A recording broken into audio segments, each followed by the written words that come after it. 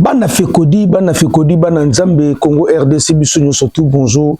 Bas Fekodi international, plaisir à tout coup dans le sud de solo, où ils allaient lier l'actualité sportive Yambo Canabiso. Ici, c'est la Fekodi, Fédération Congolaise de discussions sportives, tout le politique, tout le musique. Et même nous sommes des Congolais, des compatriotes, nous sommes des patriotes, des vrais patriotes, la patrie ou la mort. Tout blagarati lorsqu'on s'agit de parler pour les athlètes congolais et la nation congolaise. Moi, c'est Titi Njoli, une fois de plus. En direct de Kinshasa, capitale de la République démocratique du Congo, notre cher et beau pays avec 345 000 km, 345 010 km². C'est sa superficie, il y a RDC avec 9 voisins, plusieurs ethnies, plusieurs tribus. Donc, c'est nous, la RDC, et nous comme Akassi, tous les Congolais, RDC partout, vous allez l'appeler Sibinumbo, Teba, salutation dans 5 continents. C'est ça la force à Fekodi. Nous allons parler aujourd'hui, le dossier Mavididi. Je vais vous expliquer le dossier Mavididi, comment ça évolue, quelles sont les informations aujourd'hui dans le niveau Fekodi. On va parler également Wan Bissaka et Pouloulou, Torojong et Labango. Tokobeta Lissolo est allé également championnat national Nabiso, au Torobeta. Et en plus, on va parler Noah Sadiki, deuxième meilleur joueur africain évoluant dans le championnat. Il y a un niveau, il y a Belgique. Merci Nabatunion surtout. Avant tout, je voulais vous informer que nos Léopards U20 sont déjà à Kinshasa. Hier, on était à l'aéroport de Kinshasa, à l'aéroport de Njili, pour recevoir les enfants au Baye. Mais sous ce pote Bazonga qui, c'était vers 3 h du matin, que moi, je perçus le joueur qui évolue au pays, Bazonga qui. 3 h du matin à l'aéroport d'Angeli, Bayaki, les Tony, les Matobo, les autres là, Bazongaki, et vraiment te féliciter pour l'aéroport d'Angeli. Merci, et on a eu quand même le temps, moi personnellement, j'ai quand même le temps de parler un peu moins de 3 secondes à Matobo. Je lui ai dit, Abetara des touches, Abetara football total, à Kangisaka, à Defandaka, à Zarabourate, à Zala Yémo na terrain. Bien qu'il y ait un dribble, une percussion, mais il faut que Zala Yémo na terrain. Baninga. Il faut atteindre le tempo. Moment il faut qu'à passe.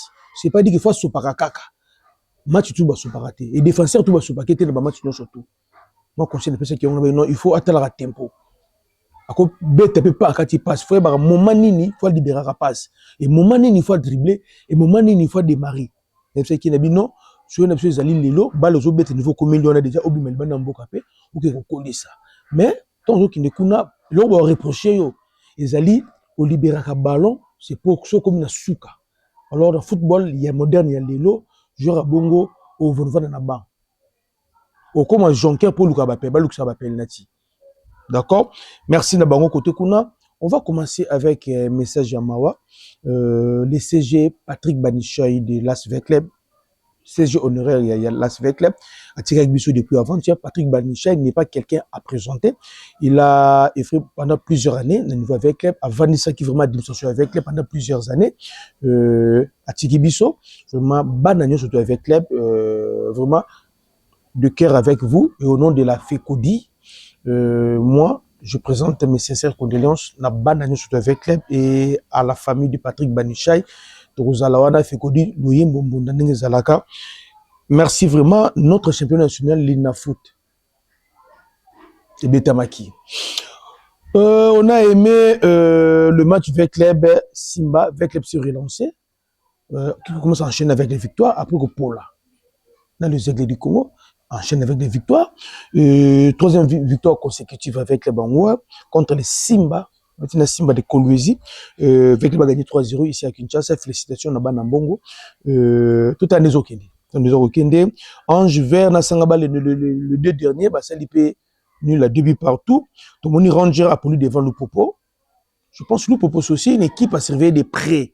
Bien que tout tient, on m'a caté, mais il nous Popo. Apparemment, en termes de points, qu'on sur le terrain, le Popo avance.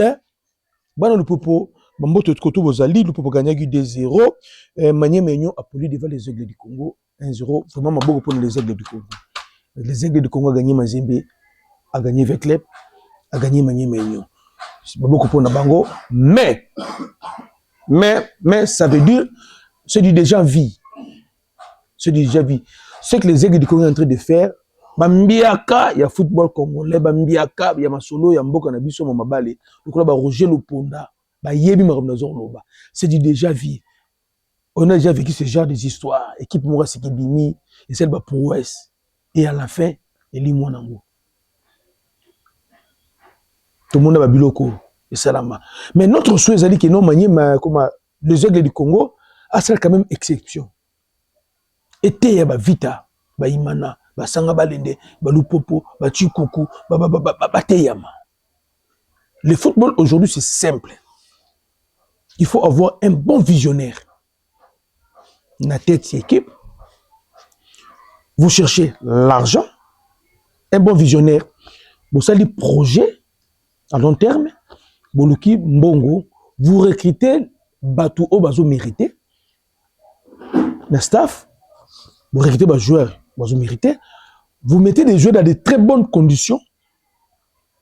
Et après, vous avez un terrain de compétition, vous avez gagné. Balé Yangwana. Ce que le président Chimanga est en train de faire, bravo président Chimanga. Mais nous voulons que, pour continuer, Yomoko Okokate président Chimanga. On a vu les hommes politiques diriger des clubs de football ici. Après le régime a changé, le gouvernement a changé, Kabassé le coin à maille. Et ce que tu es en train de faire avec les aigles du Congo, tu as posé Kende Moussika et Tika la Libella. Alors pour que Tika la Libella, président Chimanga, il faut dissocier les revenus, il y a des aigles du Congo, il y a des revenus politiques. Tout ce que tu gagnes au niveau politique, écoute les aigles du Congo. Il faut les aigles du Congo, ils ont des revenus à part. Ata Fatchaki naye. Attention sous conseiller spécial chef de l'État, les aigles du Congo qui vivent. Mais ceux qui survivent, il y a les aigles du Congo. Ils ont dépendre de ceux qui ont gagné l'influence politique aux gens Mboka. Président Chimanga, je pense que nous avons besoin place de salaire en bandé. Et nous, le niveau de la FECODI, nous avons remercié plutôt soutenir nous sommes les aigles qui sont des liboso. Mais tu peux avoir une idée. Président Mondo na Paris, comment? Président Mondo, président Mondo, Justin Kazadi, les grands Kazadi, je pense. Justin, les grands Kazadi. À Paris, je ne sais pas, Justin, au moins, il y a qui Kazadi. Pourquoi pas tous les anciens imaniens. Banato Imanakala.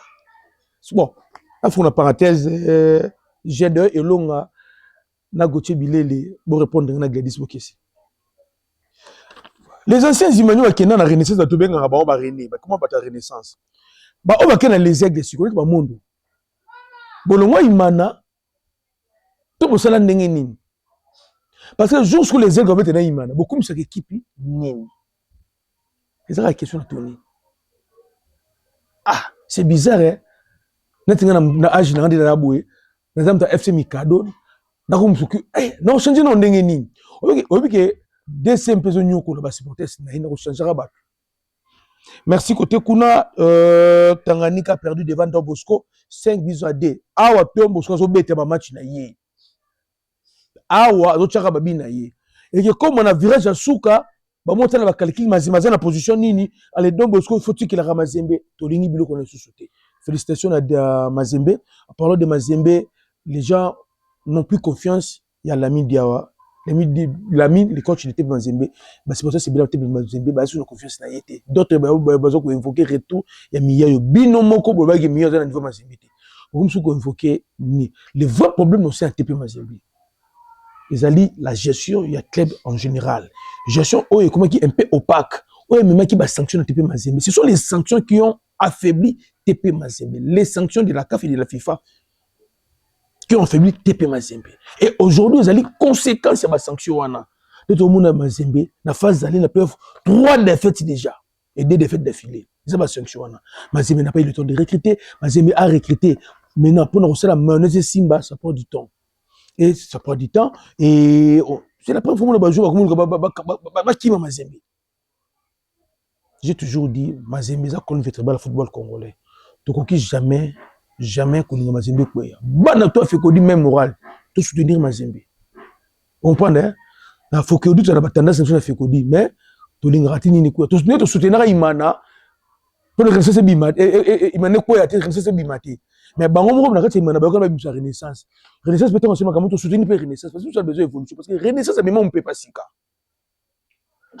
renaissance fibo na fibo même on peut pas sika moi je me rappelle dans na Uganda no kasangwa ki no orange moke bimiku na biso na bino toka bwana orange nini oyimane kaboni fibo bimiku na fibo ya et King renaissance match à 13h plein match à 9h plein entraînement pas ma renaissance plein si na bata PPRD ba maman oui vide moleka de mol l'impératrice ba ko kumsa renaissance ba vie ni Lambert Mende ta la ba na renaissance pour renaissance fibo na zone na Kinshasa wa o tso le kolo place ba renaissance bazali na tout non renaissance comme des léopards autour bana fibo même moral c'est pas il y a André Kimbuta compliquer renaissance pour rien voilà ba minde ko ba Valdeldes soit président ba na renaissance ayou jouer les ballons Cameroun Mozakina ayou jouer les ballons renaissance au kokanete alors, comment il faut à côté de la foot. Premier journal gagné. Deuxième journal gagné. À ce bêta, n'a pas promis. Ma boire renaissance na MK. Na 20 mai. MK font la renaissance bipa. Na bata vita. Na bata imana baganga. Okanisa ki bale yoso. Oyo pe me. MK est acheté à président Max. Renaissance égalisé. MK, tu as dit, Père Moule Banda, na 20 mai, 2-0 Moule Banda, 2-1 Moule Banda, Moule deuxième mi-temps. Papa na Samboula Anaboué, Renaissance égalisa. Na ebisuyo, Fibo ya, Fibo égalisa. N'est pas mal le stade du 20 mai, Fibo même moral, on devait roger ça, pam, t'as additionnel. Rachidi Mouzinga. Ils l'ont au bac à Divaran, on a le léopard. Long, petit Rachidi. Mbangu, papa, espace pas du charme, y'a mon yembe. Mon yembe, mais ma boue, 9 mois renaissance, boue, 6 soko. A pour moi, y'a, a cette bloc en guidi. Non, a donné un deuxième poteau. Kabassé le gardien, y'a MK. Il y a une sorte de ganga. Match ici là. Nani, a combien de fibo? Mutute akobeta fibo ezala Barça wana siko Barça wana Barça betaka 6/6 na ba Messi ça défie Barça ba même Barça to beta Barça ka vita kao imana kao mazemba ya mabe pour match bana mabe no pecho abengaka fibo numéro 3 wana kuna imana ya acha mazembe bia ya 47 mètres. Bion baja biscuit mara tchara mayala Pascal avec club orange tchara fongona mazime poto wa martyr et bouka na oto ndima mantale de kota fibo bobo mena biso balé et dans tout ça monsieur Omari qui est un président na kanda na yo président Omari na kanda na tala niveau to utaki. Match à Liboso, Renaissance avec club. Et ça là nul. Renaissance a fait la vite poto. Bah ça la recette série wana. 197 000 $. 197 000 $. Série wana. Renaissance imana. 163 000 $. Série wana. Bah ça la recette.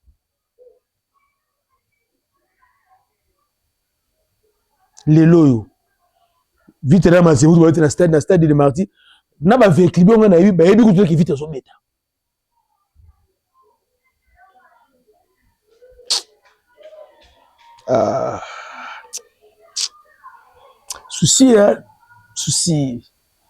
souci vite contre Mazembe ba tu ba yebi ko ki vite so beta mais ba véhicule ba na Kinshasa tout le monde toke tela nani faut te supporter, faut te partager organisateur. Et il faut avoir part à responsabilité. Et le club également, bah, n'a pas la responsabilité. Le dirigeant du club, bah, n'a pas la responsabilité. Et le ministre de tutelle, il y a sport, bah, n'a pas la responsabilité. Merci, côté Kuna. On évolue. Tokende. To lali to lamuki, bana fekodi. To moni excellence Didier Boudimbu.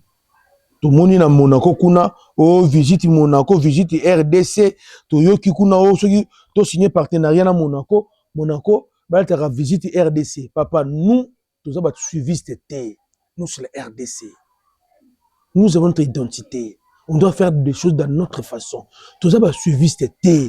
Nous ne sommes pas dans la musique. Nous sommes pas dans la musique. Il fallait à Betty Awa. Il faut pousser faire Yara Robeta Awa. Ce qu'on fait à Betty Awa, il faut pousser Papa Mayara Robeta Awa. Papa, tout ça, nous, c'est la RDC, le Romakasi.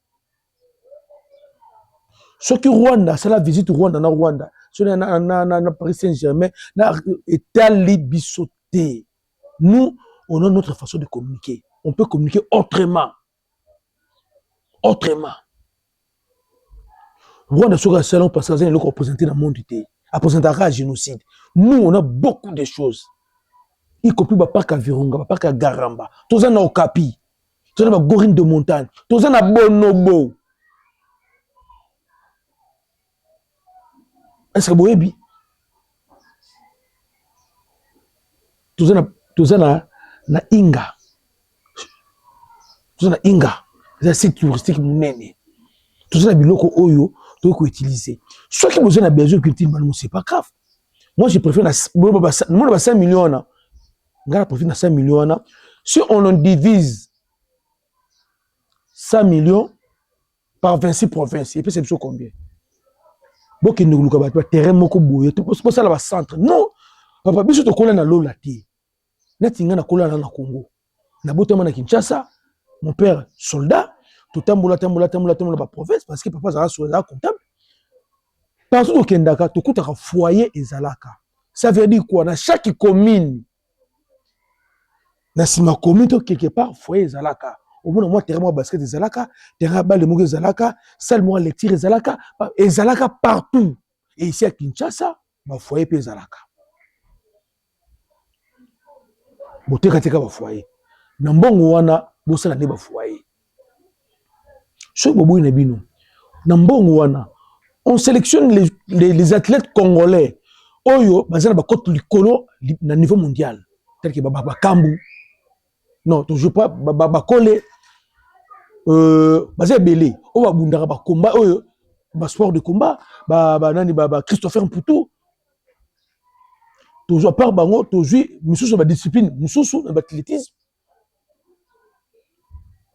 Toujours bango et l'État à chaque fois que la compétition, l'État lequel bango financement, la visite RDC. Nos propres athlètes congolais, on prend le club congolais. On va être en Coupe d'Afrique. Les 4 ans de la Coupe d'Afrique, à chaque édition, on leur donne quelque chose. Visite RDC. On prend notre équipe nationale, Léopard. Visite RDC.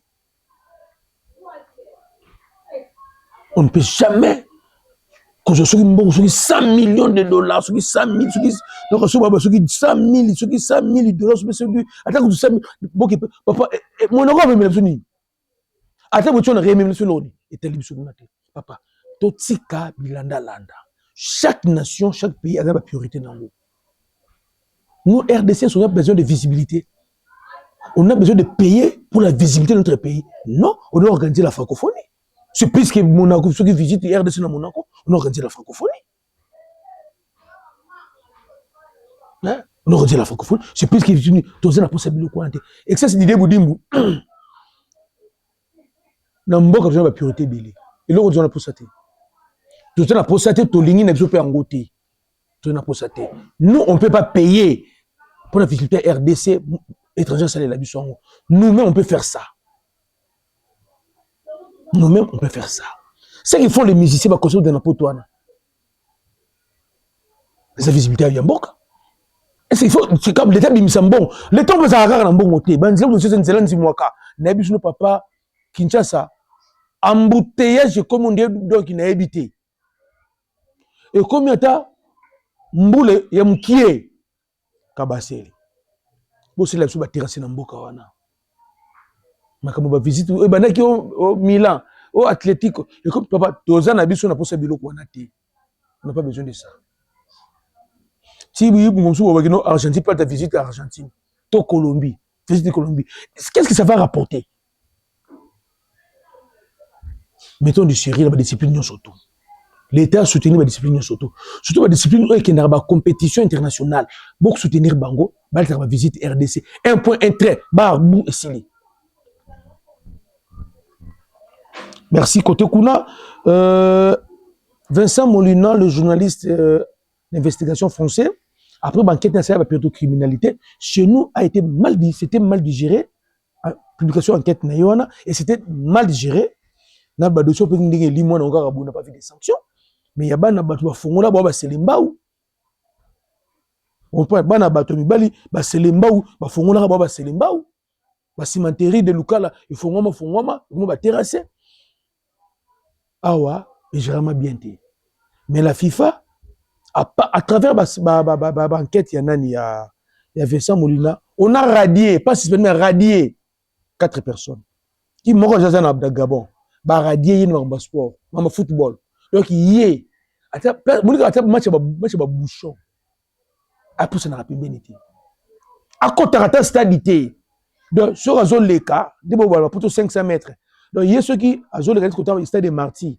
donc comme pont habité il faut les gars sur la victoire donc yé autant victoire pour une fois on a 20 mai donc yé ba radié yé na makamuto tali football du color de criminalité mais chez nous a été cette histoire était mal gérée mal comprise, mal gérée.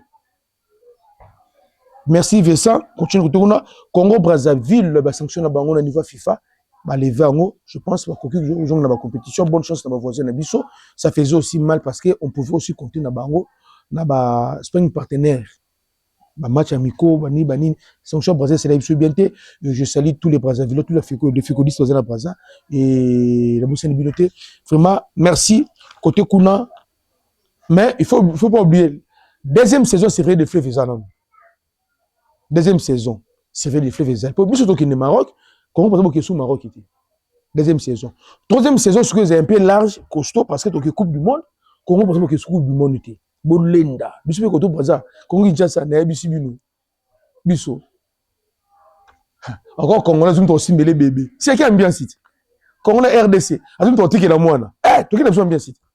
Congo Brazza et ça la passe, mais nous sommes des voisins. Première saison, il y a Séville de Fleuve, Zén Abidjan. Deuxième saison, dans Maroc. Troisième saison, dans Canada, donc il y a Coupe du Monde. Ceux qui, quand tu es aux États-Unis, je ne sais pas maintenant, pour s'arranger, votre secrétaire Sikabar au Séville Fleuve, parce que surtout au Kenya, côté Kuna, élection au niveau Afekoufa, c'est maintenant inévitable. Nous devons passer aux élections au niveau Afekoufa. La FIFA et la CAF ont compris, yoki kole la nabiso.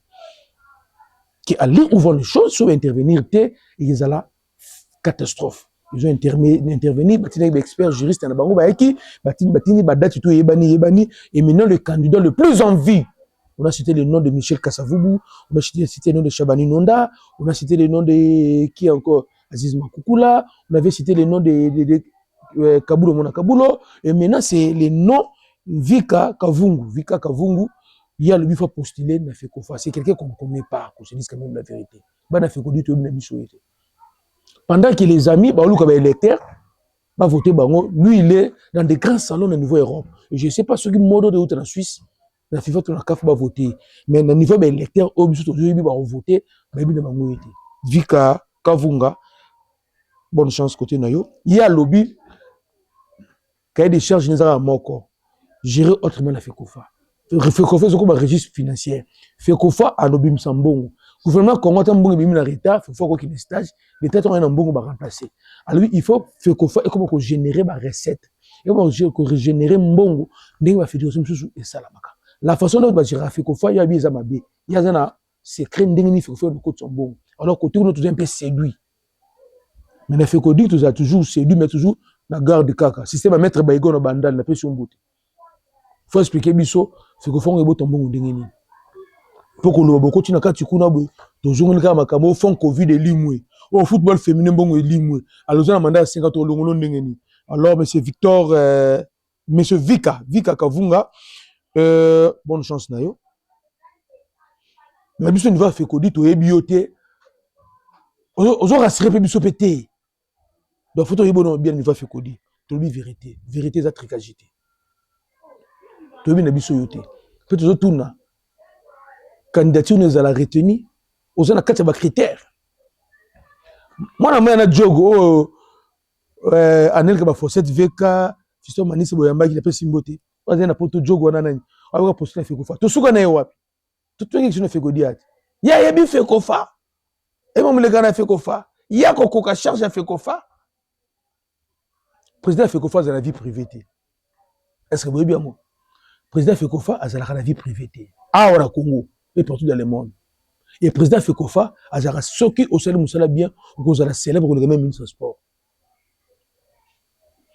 Vika Kavungu bonne chance nayo côté kuna Fancy Academy je demande à tous les parents aux ana mwana azana âge 17 ans kita bana azana âge mke baya na bana na bako inscrit bana na bino na Fancy Academy football ezali ya monsieur Francis Sadiki alors ça il a créé académie né à football là dénommé Francis Academy football c'est un grand encadreur il y a des jeunes moi na ko za talent moi na ko babe ko beta balle mais ça ne va pas suffire que moi na la joueur et comme ce joueur était quand joueur l'enfant doit être encadré et orienté alors l'encadrement et l'orientation botina bana na Francis Academy football Francis Sadiki Academy football donc botina samedi dimanche comme dans la classe des activités à Francis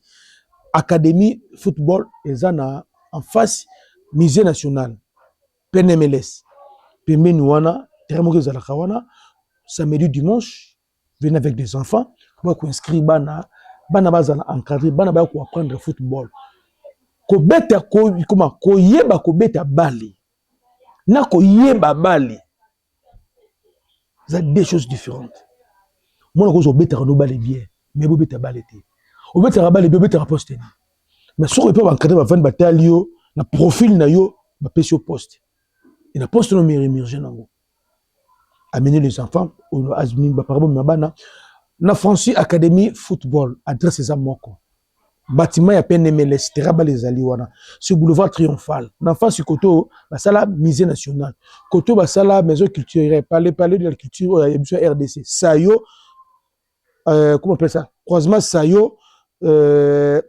boulevard Triomphal na kona PNMLS samedi dimanche oya bana boy mabana kuna devise les ali vision excellence Francis Academy football vision excellence on est allé slogan na bango vision excellence Francis Academy football devise na bango ezali une autre version de football en RDC c'est possible une autre version de football en RDC c'est possible pourquoi une autre version de football bana na biso on n'a pas appris le football en école to botema na batala na biso wana to profiter na terrain na ba venir to beta bal to kina oh bal lelo et comment science et na ba orthographe nango et na ba vocabulaire nango lorsque un joueur a maîtriser ba vocabulaire T bako kati même na test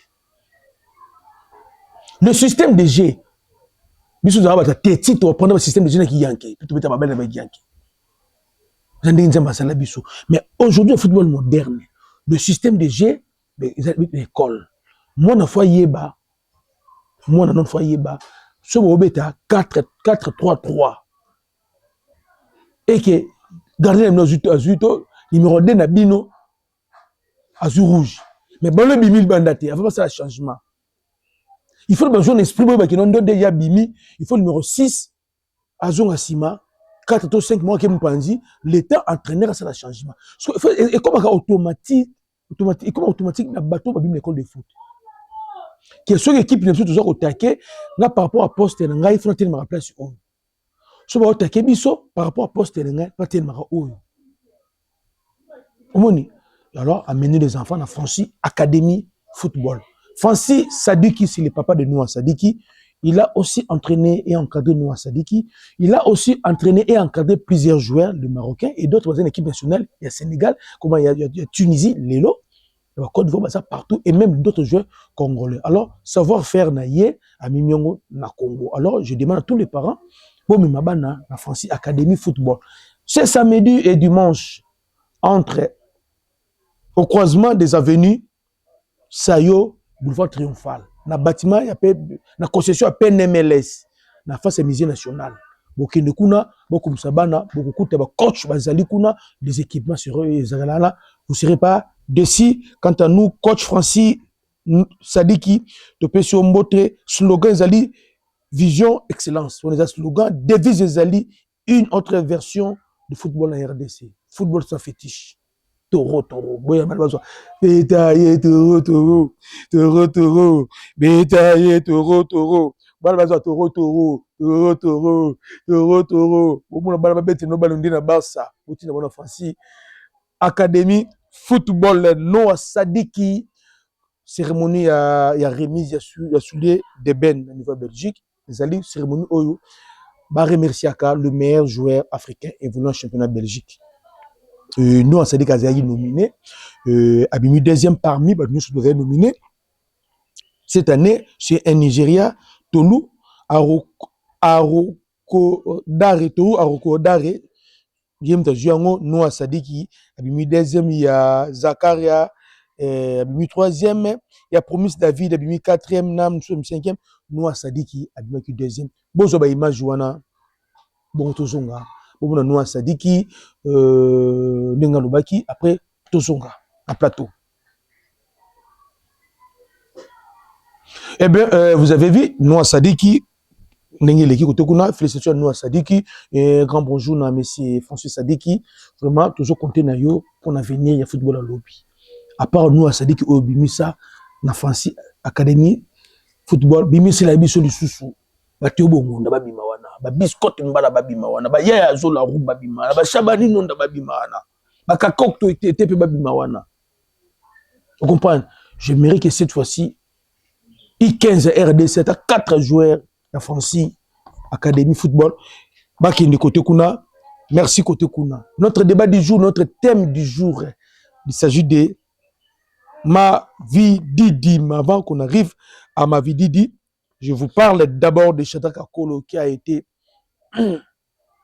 élevé dans le rang du meilleur joueur congolais de niveau championnat en Suisse avec 42 buts. Il a dépassé Shabani Nonda. Shadrack Akolo dans son équipe Saint-Gallen, 42 buts dans le championnat suisse. Il faut être Akolo pour le faire. Affirmer que pour nous contre toute attente. Tant que les réseaux sociaux n'est pas bazalaki. Tant que les Congolais, 5 000 c'est des abonnés, mais 15 000 c'est des amis. Le monde a fait rego là. Tout le monde l'équipe on est délié. Tant qu'on pour RDC 5 000 abonnés balongo na les réseaux sociaux mais 15 000 babaki sami. Donc et c'est l'ango de l'autre côté. Il est problème de passeport. Il y a film que pour nous ngazo kama bateli bazo. A film pour un passeport français. Ceux qui sont sur français. Passeport ngolo bolo bagana la mine la maille. Ba mabolia. Lulu agoyate. Lulu. Na bolis ko nzimbo. Dans stade. Oui, ça, semaine congolaise d'un niveau après fort. Après, le match na bango, c'est là qui repas. Il y a repas congolais. La magi pondu fungwa madesu chakama bambi no sotwana et pour nous honorer oui ça comme ça na club naie vous avez vu des images je peux pas vous poser la musique ba kofi ba ni na chile ndongo zate to bolo bindele ba liba fungwa. Moi, je ne comprends pas que Madesu, Madesu, après que Fumbwa, après une so, ah, mais tu peux aujourd'hui demander dans une seconde Madesu, après que Madesu, après que Fumbwa. Oui, ça, bon, le gars va dire, vraiment, merci à Loussa, côté Kuna, Wan Bissaka. Je voulais m'adresser personnellement, moi, personnellement, je m'adresse à nos frères africains sur le dossier Wan Bissaka. Wan Bissaka, c'est un Africain, oui, mais c'est un Congolais. Le problème de Wan Bissaka ne concerne pas d'autres pays africains. Ça ne vous concerne pas.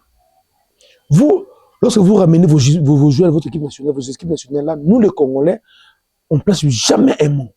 On s'était, on fait comme si, mais on regarde seulement ça passe. Mais pourquoi ça fait mal? Pourquoi Bissaka vous fait peur? Pourquoi vous avez peur de Bissaka? Des Guinéens, en passant par Cameroun. Tout le monde a peur. Bissaka ne devait pas venir au Congo. Pourquoi il est venu au Congo? Papa, Bissaka c'est un Congolais, il est venu chez lui. C'est à nous de juger. On a besoin de Bissaka, on n'a pas besoin de Bissaka. Oui, nous avons besoin de Bissaka. Alors vous les Camerounais, taisez-vous. Vous les Maliens, taisez-vous. Vous les Guinéens, taisez-vous. Les Ivoiriens, taisez-vous. Ça ne vous concerne pas. Ça ne vous concerne pas. C'est notre Bissaka. Azana 30 ans, Azana 40 ans, ça ne vous concerne pas. Laissez-nous faire notre travail. Laissez-nous faire notre travail. C'est quoi votre problème? Bissaka, vous faites peur? Pourquoi? Pourquoi vous avez peur de Bissaka? Au Sénégal, vous avez Sadio Mani, non? Il y a des Sony dans Sadio Mani. Quand vous avez Yaya Touré, Bissaka, tu as déplacé, ton sucre Bissaka est comme un problème. Et pour le moment, Bissaka, c'est le joueur le plus populaire des réseaux sociaux en Afrique Mobimba. Et puis ça passe, et puis ça zoua, bata keto. Bana Fekodi, nous devons soutenir Wan Bissaka. Peu importe ce que nos frères africains disent sur lui, pour Karamatoy, tout soutenir Wan Bissaka. À niveau interne, personne a une place de titulaire d'équipe nationale. Même pas, même, je dis même pas, Moutou Sami. Parce que le joueur le plus utilisé, le plus performant de l'équipe nationale Nabiso, c'est Moutou Sami. Mais Moutou Sami n'a pas une place acquise de l'équipe nationale Nabiso. Il est toujours en ballottage. C'est fait que le système de jeu entraîneur, c'est lui le meilleur. Wan Bissaka va venir. Il sera titulaire ou il ne sera pas titulaire. Avant de venir, on a dit quelqu'un qui joue là-bas. Bissaka va venir. À Rosala, il sera mis en concurrence avec Kaloulou et les autres, les Ngakia. C'est sa performance d'entraînement que ça, la titulaire. Arrêtez vos histoires là où vous n'avez pas d'étrangers, les Africains nous disent que non, Kaloulou n'est titulaire. À quoi est-ce que papa? Kaloulou n'est Bissaka, ce sont des léopards. Ceux qui ont les 11 de départ et qui dépendent de la performance de la terrain. Les bons 11 de départ. Et Moutou Moko est titulaire à l'Ibéla dans le léopard. Nous, on avait besoin de concurrence. L'équipe nationale Nabiso. Tout le monde a concurrence. Alors, tout le monde a la distraction. Oui, Kaloum doit être comme titulaire. Bissaka est venu, bah, on a la concurrence. Ceux qui savent que non, la concurrence d'entraînement, Bissaka a l'icolo. Abeti. Ceux qui ont la Kaloum, Abeti. Ce qui est plus important pour nous, Bissaka a Zalana. Beaucoup de là. Fousseni. Dans le canal plus, aux autres, papa et Yate. Ban a fait Kodi, Bobi m'a distraction. Il y a une guerre entre les managers au niveau Afrique. Il y a d'autres managers au poste de infos, pas promouvoir les produits africains. Il y a d'autres managers au poste de Zalaka, pas promouvoir les produits en Europe, dans l'équipe nationale d'Afrique. Et il y a d'autres qui ont besoin de produits en Afrique. Qui n'est pas Europe, va mettre l'équipe nationale. Alors la guerre entre les managers, il y a des groupes de managers. Si nous ne sommes pas mis de pencher à Kamako et de reprendre les joueurs, nous devons être neutres, objectifs pour l'équipe nationale Nabiso. Vous comprenez? Les managers français qui managent les joueurs français et les joueurs qui viennent en Afrique ne veulent pas voir les joueurs qui viennent de l'Angleterre en Afrique. Balingité. Je me demande si c'est France-Afrique, il y a politique et comment c'est le football. Les managers français qui managent les joueurs africains français, de la colonie française surtout, balingité, les joueurs africains, ou en Angleterre, il y a une équipe nationale en Afrique, balingakate. Comme c'est l'équipe nationale d'Afrique, on dirait poche moko boye, il y a résonance. Il y a France. Wan Bissaka, vous êtes le bienvenu. Namboka, il y a un Namboka Bakoko Nao. Wan Bissaka, tu es Mouyembe. Tu es Mouyembe. Wan Bissaka, Mouyembe. Vous comprenez? Mouyembe, perdu. Vous êtes là. Centre. gardien adversaire a boxé, défenseur équipe adversaire a boxé, et puis Melbana Bobilo, papa la Norcha. Bisous, on a perdu, on a dit, qui t'a quoi Bissaka, même moral n'a côté Kuna. Je vous présente ma vie Didi. Ma vie Didi. Les gens en parlant. Au niveau de la fécondité, on n'a pas parlé de ma vie Didi. D'après les informations, on a joué. Ma vie Didi devait, en principe, être sélectionné pour notre trêve Oyo, sauf que, à la blessure dans mollet, dans la tibia, et sali qui a été. L'information que je vous donne sur ma vie Didi est vraie et vérifiable. La bête sur la bisaka ya suka qui na mutu oya solo na papa contre na solo ba bisaka ndako ali ma vie bisaka oya bisaka yo ayi. La bête qui non ma vie Didi officiellement contacter na yete aya répéter. Mais aujourd'hui je vous le dis, ma vie Didi hormis deux blessures wana zanango ngazala na trêve oyo. Mais ma vie Didi joueur il y a le Chester bien que club na ekiti. Les autres disent qu'ils n'ont pas passé la deuxième division et qu'en Angleterre, ils vont jouer à la deuxième division, d'espoir naïe et qui. Non, papa, il ne faut pas dire comme ça. Faire un choix au niveau national, ça implique beaucoup de choses. Et ça demande beaucoup de réflexion. Notre défaut, c'est notre fédération qui n'est pas mise pour nous convaincre. Ce que nous faisons comme travail, mais nous, on n'a pas le mandat, il y a fait qu'on fait. Il y a des joueurs qui n'ont comment non. Nous, on peut contacter des joueurs. Après, on prend les dossiers, on peut tuer la fédération. C'est la fédération, elle a mieux. Chaque parent a une assurance pour aller vraiment dans une équipe nationale. Et la meilleure chose à faire, c'est l'équipe d'âge. Bah non, il ne vient pas Guibou Kassa. Comme l'équipe première, va reposer sur problème. Parce que ça déjà dans l'équipe nationale. Mais lorsque vous avez moins dans l'équipe première, faut pas banga. Faut pas banga. Ma vie dit tant de jeunes à Ezali 1912 minutes sur 3969. 1912 minutes sur 3969 vies blessures. Ma vie dit il a joué 33 matchs sur 41 possible dans le club naïe. Il a marqué 7 buts et une passe décisive. Ma vie dit au niveau de la FECODI, tous ceux qui sont les bienvenus. Je vous confirme avec, et je confirme et je certifie l'information. Ma vie Didi et le part. Je confirme et je certifie. Parce que, source dans la digne de foi, ma vie Didi et le part. Après ma vie Didi, on va parler d'un certain Mario Stoiken. Et il y aura comme un beau manga était Mario Stoiken. Batekita na biso to bomma ba sénégalais attention ba sénégalais bon kufa na station boka ba comme ngal ayel sko ba zo sko Mario Stoiken congolais. C'est un congolais il est né le 24 novembre le 24 septembre 2024, il a 21 ans, il est né à Zélik en Belgique. C'est un international belge d'origine congolaise. Il est éligible pour la RDC. Et l'enfant a commencé déjà à contacter les masters pour l'équipe nationale d'Abisso.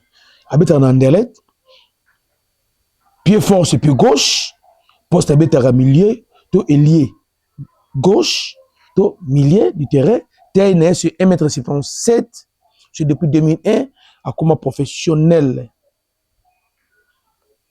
Il a joué 37 matchs avec les équipes d'âge.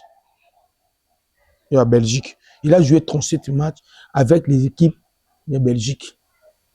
Et maintenant, sensation. Et fait nous à Sadik Zobinda. Et fait nous à Sadik Zobinda. Il a présenté Bino Lelo. Bokanga Kombo, Mario Stoiken, Betan Ander, Bolandaï. Bananto fait Kodi Bolandaï. Bouché mon pépé. Je sais pourquoi j'ai dit ça. Je sais pourquoi j'ai dit ça. Nebsa Kibino, nous avons un projet à 3 phases. On a besoin de joueurs pour qualifier la Coupe d'Afrique. On a besoin de joueurs autour de la Coupe d'Afrique, toujours qui est au Maroc. Et on a besoin de joueurs autour de la Coupe du Monde. Peut-être la Coupe d'Afrique en 2029. 3 phases. Nebsa Kibino, n'importe le pas. Tala Moulongo Transco. Je vais me demander comment. Quand tu décapes, nous ne sommes pas naïfs. Parce que chance oyo zui ekozwa jogo nyonso tout vous avez raison apesa biso te côté kuna vraiment merci na bana to afekodi bolandi titi njoli Elos Kupanda Makombo na pesi mbote Mama Nushka Galvino na pesi mbote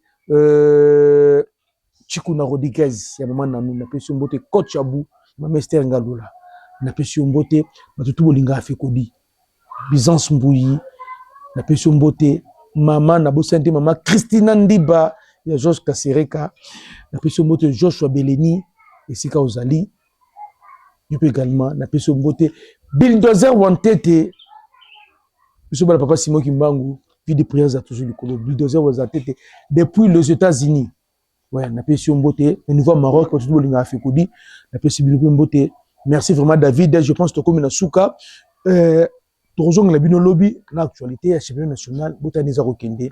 Merci, bye.